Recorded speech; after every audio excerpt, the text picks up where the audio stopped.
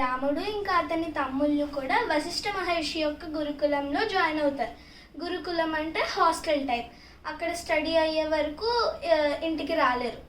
So అలాగా ఉండగా దశరథుడు ఎప్పుడు అంటే నార్మల్గా వశిష్ఠుడిని కలిసినప్పుడు ప్రతిసారి కూడా రాముడు ఎలా ఉన్నాడు అంటూ రాముడి యొక్క యోగక్షేమాల గురించి అడిగేవాడు. ఇది ఎందుకు అంటే దశరథునికి ఒక శాపం ఉంది. అది ఎలాగొచ్చిందంటే ఒకసారి దశరథుడు వేటకి వెళ్ళినప్పుడు జింకను అనుకుని శ్రవణుడు అనే ఒక అబ్బాయిని బాణంతో గాయపరుస్తాడు. అయితే ఆ అబ్బాయి అక్కడికక్కడే చనిపోతాడు.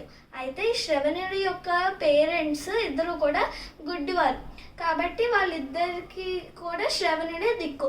శ్రవణుడు వాళ్ళిద్దరిని మోసుకుంటా తీర్థయాత్రలకు అవి తీసుకెళ్తూ ఉండేవాడు. అయితే ఇలాగ చేసినందుకు వాళ్ళ పేరెంట్స్ దశరథుడిని శపిస్తారు.